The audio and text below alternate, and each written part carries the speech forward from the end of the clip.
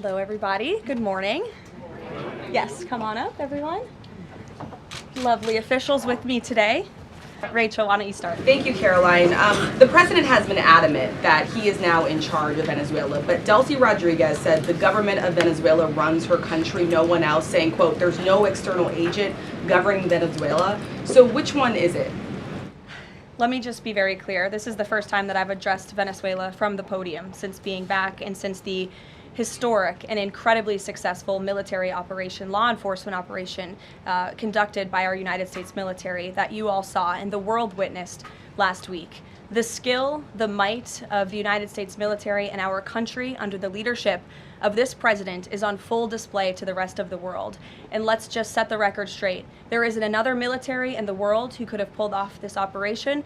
There is not another president in the world or in our nation's history who had the courage to authorize such a mission. And I think the world has taken notice that America is truly back. With respect to Venezuela, the Trump administration, led by Secretary Rubio, the vice president, and the president's entire national security team, is in close correspondence with the interim authorities in Venezuela. We obviously have maximum leverage over the interim authorities in Venezuela right now, and the president has made it very clear that this is a country within the United States, the Western Hemisphere, close by the United States, that is no longer going to be sending illegal drugs to the United States of America. It's no longer going to be sending and trafficking illegal people and criminal cartels to kill American citizens as they have in the past. And the president is fully deploying his peace through strength foreign policy agenda. So we're continuing to be in close coordination with the interim authorities, and their decisions are going to continue to be dictated by the United States of America. Just one follow-up, when you talk about that leverage there, has the Venezuelan government fully committed to turning over its oil to the United States indefinitely, and what happens if they do not? Well, as you saw, the president announced last night, this was a deal. This was a deal made by the president and his team with the Venezuelan interim authorities. This will benefit both the American people and the Venezuelan people.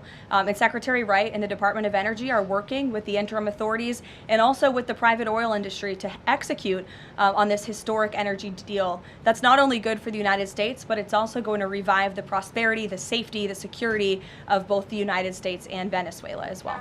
Ed. Following up on the oil part of this, the 30 to 50 million barrels of oil, how exactly is that going to work? You're getting it out of Venezuela into the United States? Yes. And then what? That's exactly right. So as you know, Ed, as the president announced last night, this was the sanctioned oil that was basically just sitting in barrels, sitting on ships because of the effective quarantine of the United States of America. And the interim authorities have agreed to release that oil to the United States, so it will be arriving here at home very soon. The United States government has already begun marketing Venezuelan crude oil in the global marketplace for the benefit of the United States, engaged the world's leading commodity marketers, key banks to execute and provide financial support for these crude oil and crude product sales. All proceeds from the sale of Venezuelan crude oil and products will first settle in U.S.-controlled accounts at globally recognized banks to guarantee the legitimacy and integrity of the ultimate distribution of proceeds, and those funds will be dispersed for the benefit of the American people and the Venezuelan people at the discretion of the United States government. It sounds like it requires a lot of private sector engagement and agreement And from the oil industry and the banking industry. Do That's you right. have that yet? There's a lot of private sector engagement that's happening right now. As you know, Secretary Wright, our energy secretary who's heading up this big project, is in Florida today meeting with some of these oil executives. And as we confirmed earlier, they will also be at the White House later this week. So they are absolutely eager to invest. They're eager about these opportunities. And Secretary Wright is a very well knowledgeable guy when it comes to oil and energy, and he's the perfect man for the job. Another corner of the world, Sure. real quick on Go Iran. ahead. Go ahead. So just to follow up on the oil, 30 to 50 million barrels is an initial tranche, if you will, and then what happens after that? What I won't get ahead of the plans that the president and his team are currently speaking with the interim authorities about, but rest assured, there is a long-term plan here. Secretary Rubio and the entire team are working diligently on it, and this is just sort of the first action that you all are seeing. Ed. Thanks, Caroline. So in order to get these oil companies to invest billions in Venezuela, how will the U.S. reassure that their workers will be safe in Venezuela? Could there be troops involved?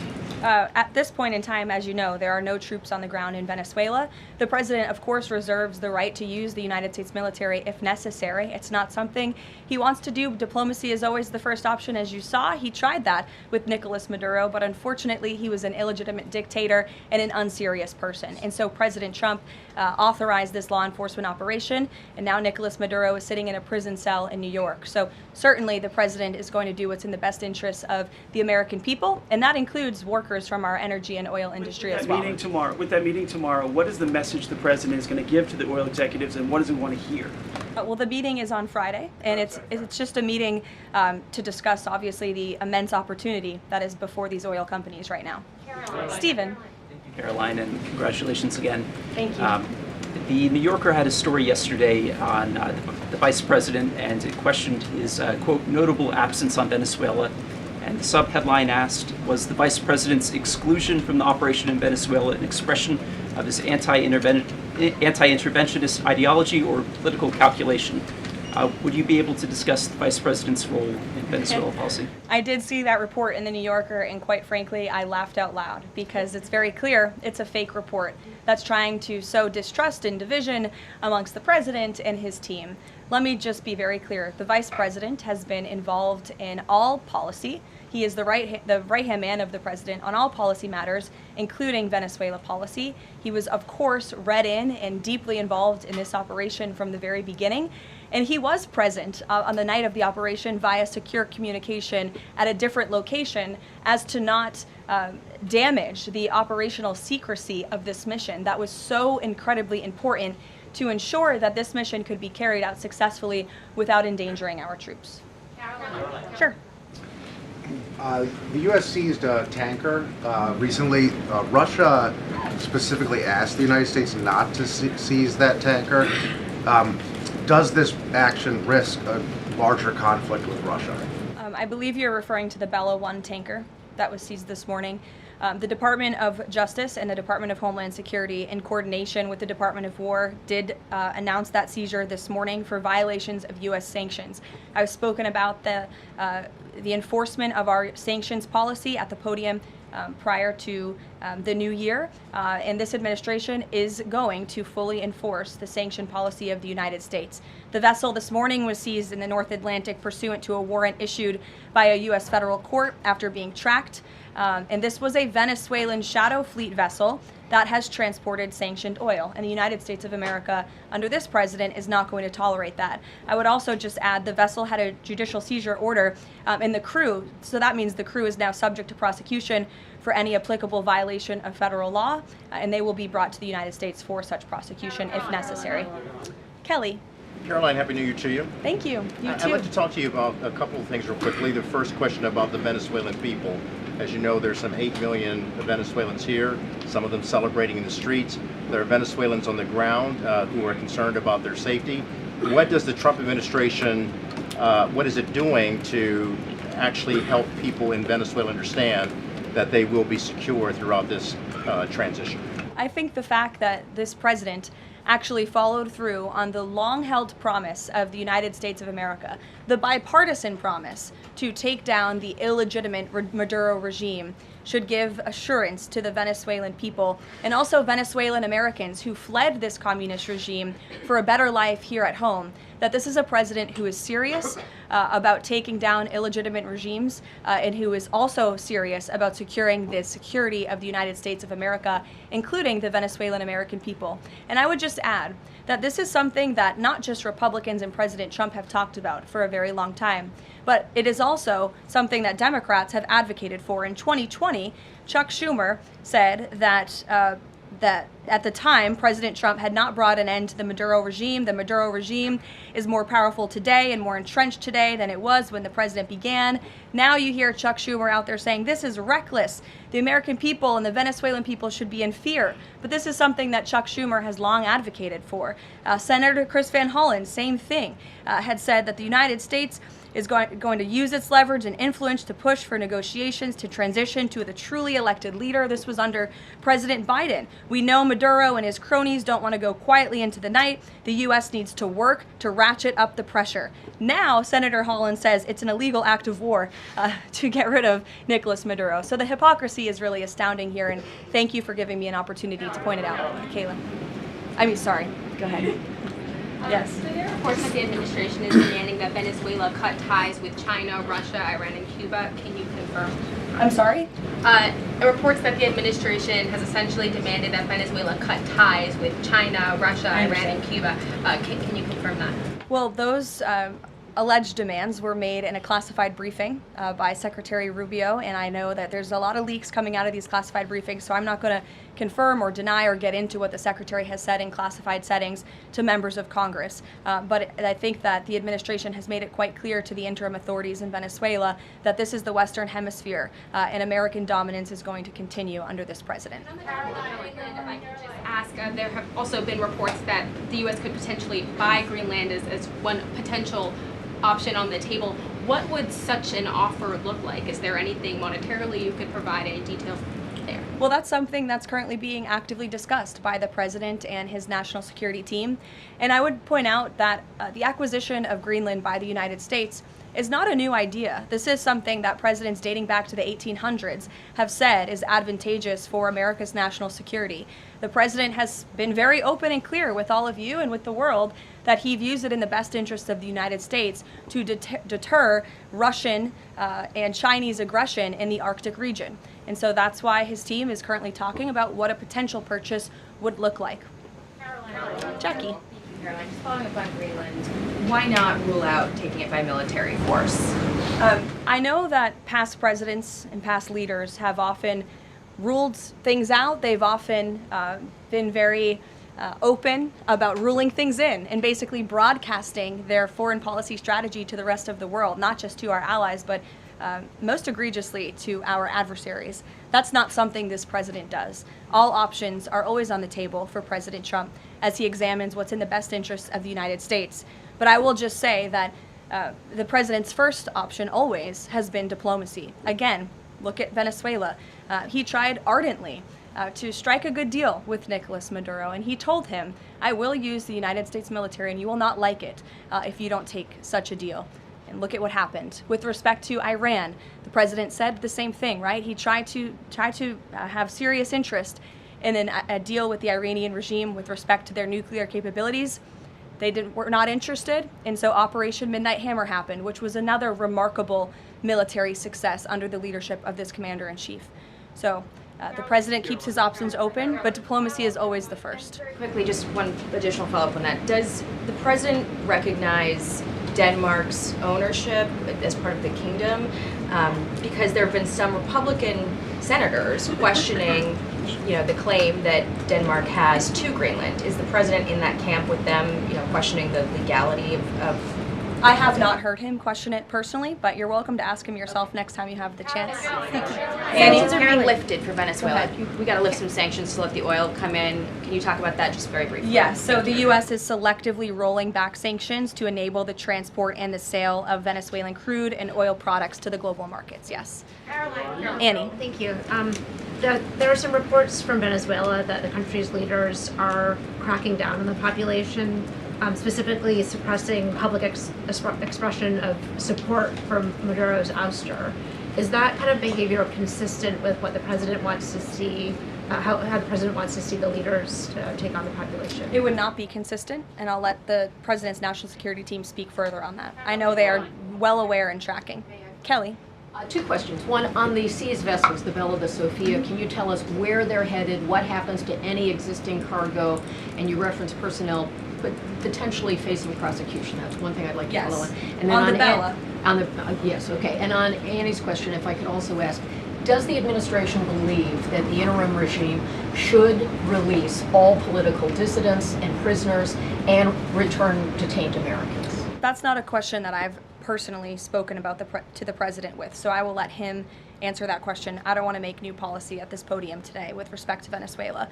With respect to the two ships that you mentioned, I spoke with you about the Bella 1. There was another vessel this morning, the Sophia, that in coordination with the Department of War, the Department of Homeland Security apprehended it. This is a stateless, sanctioned dark fleet motor tanker, and this occurred without incident.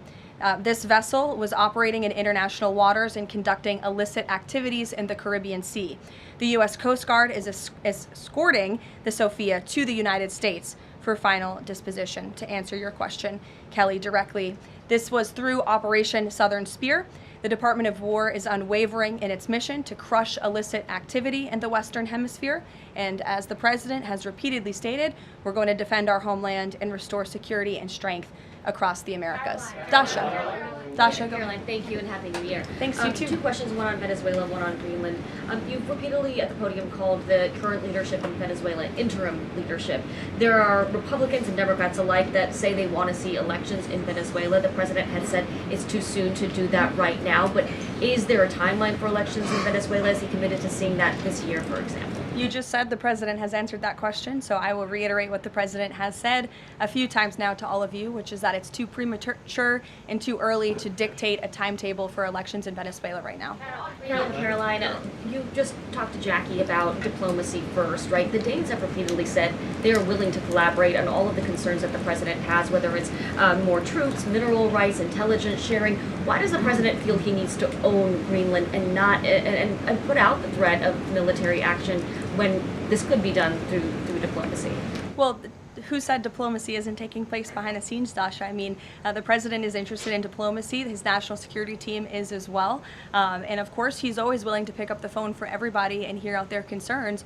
But the president is the president of the United States of America, and he's always going to be very clear about what he views as being in our nation's best interest.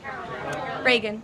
Caroline, I have a question for you on Venezuela, and then I'd love to ask you about Minnesota and Tim Walz. Sure. On Venezuela, I'm wondering, does the administration hope to start sending more Venezuelan migrants back home or have them self-deport if the situation in the country improves? As far as I'm concerned, the policies of the Trump administration and the Department of Homeland Security have not changed. All those illegally present in the country are subject to deportation. And I would just like to add, how we got here. The president was very clear on the campaign to the American public, and it's one of the many reasons they resoundingly reelected him back to this office, that he was not only going to crush foreign drug cartels, but that he was not going to stand by and watch as the illegitimate Venezuelan regime was sending illegal criminals and gang members and rapists and murderers to our country, which happened to the tune of thousands under the previous administration and president. And so there could be nothing more America first than this operation that took place last week. And I would just remind all of you in this room that there were innocent Americans like Jocelyn Nungare who lost their lives at the hands of dangerous Venezuelan criminals who were sent here by the Maduro regime. And that has been the president's North Star and guiding principle throughout his entire policy since January 20th. Tim Walz in Minnesota. Does the administration believe that Tim Walz potentially dropped out of the governor's race because he could be under criminal investigation? I don't know if there's a criminal investigation. If there was, I wouldn't be able to comment on it from up here, to be honest with you. But I think Tim Walz probably dropped out of the race because he realizes he no longer has the support of the people of his own state, which is a remarkable downfall considering he was the number 2 on the Democrat Party's ticket just about a year ago. When it comes to Minnesota, the fraud that we have seen, the wide scale of fraud is really remarkable. It's egregious. I would encourage every single journalist in this room to go to Minnesota and to cover it yourselves. As for the Trump administration, we have officials who have been on the ground almost every day. Secretary Noem was there yesterday. Secretary Bessent will be traveling there later this week to talk about the fraud and to do a roundtable on this very topic. And I would just like to leave you with an update. To date, the Department of Justice has charged 98 total defendants in several Medicaid fraud and related case programs. 64 were convicted, and 85 of the 98 charged were of Somali descent. The DOJ has also issued over 1,700 subpoenas, executed over 130 search warrants, and they have now added more attorneys to their office there to absorb the case flow. DHS is on the ground going door to door conducting large-scale criminal and HSI investigations. They have also sent approximately 2,000 agents to Minneapolis to assist with law enforcement and immigration enforcement. As I said, Secretary Noem was on the ground yesterday. The Department of Health and Human Services has also begun requiring a justification and photo evidence for all child care related payments nationwide, and they required Minnesota to conduct a full audit of all child care centers. They also froze $185 million in funding to Minnesota. And Dr. Oz, who was just here, also notified Governor Walz they're going to begin auditing Medicaid recipients and deferring payments on claims based on waste, fraud, and abuse. The Department of Labor is also conducting a targeted review of Minnesota's unemployment program. Department of Agriculture requiring Minnesota to conduct recertification for SNAP recipients, and HUD has launched investigations into the public housing. SBA has also suspended nearly 7,000 borrowers amid suspected fraudulent activity. So, with all of that, rest assured this is an all-hands-on-deck effort from the entire administration to get to the bottom of this and to ensure that the ripping off of taxpayers in the state of Minnesota, and it won't just be Minnesota, it'll be any state across this country where fraud has taken place, and we are protecting law-abiding, tax-paying American citizens. Phil. Thank you, Caroline. Just to follow up on Greenland, there are treaties already on the books that give the United States access to the island. They can construct and maintain military bases there. We can house personnel on the island. The U.S. has control of landings, takeoffs, anchorages, etc. So I'm curious if you could just spell out for the American public, what specifically would the U.S. gain by taking control of Greenland that the U.S. doesn't already have access to right now? More control over the Arctic region and ensuring that China and Russia and our adversaries cannot continue their aggression in this very important and strategic region. And there would be many other benefits as well that, again, the President and his national security team are currently talking about. Jeff, I'll give you another one. Just a broad sort of stand-back question on foreign policy. Are you concerned about increasing tensions with Russia because of the tanker seizures? And how does the U.S. action in Venezuela impact the ongoing relationship with China and the President's relationship with President Xi? I think the President has very open, honest, and good relationships with both President Putin of Russia and also President Xi of China. He has spoken with them numerous times, as you know, since coming to office about a year ago, and I believe that those personal relationships are going to continue. But as for the President and the United States, he's going to enforce our policy that's best for the United States of America. And with respect to these ships seizures, that means enforcing the embargo against all dark fleet vessels that are illegally transporting oil, and only legitimate commerce, to answer your question much earlier, Rachel, determined by the United States is going to be permitted. And that's the policy of this administration, and he's not afraid to implement it. One more stand back. Just one more stand back. I just last one. I remember asking the President near the beginning of his term if he was committed to Article 5 and NATO, and he said yes. Has his stance on NATO or his commitment to NATO changed? Did you see his statement earlier today? He said we will always be there for NATO, even if they are not there for us. And I think that answers your question directly. Yes. Just to follow up on what Jeff was saying there, will the President commit that if any NATO members are attacked, the United States will come to it? Again, the President addressed this directly himself this morning after seeing the coverage from all of you in this room on television, and he made it very clear we're always going to be there for NATO, even if they have not done right by the United States of America. And they have not, they have finally increased their defense spending at the request of this president, but it was only because of this president that they did that. We'll take a couple more. Michael, go ahead. Thank you, Caroline. Happy New Year and congratulations. Thank Two you. questions, if You I may. too. One on healthcare, one on Mexico. On healthcare, the President says he wants Republicans to be flexible on the Hyde Amendment in order to pass healthcare legislation. What is the White House's message to pro-life voters who say federal funding for abortion goes against their values?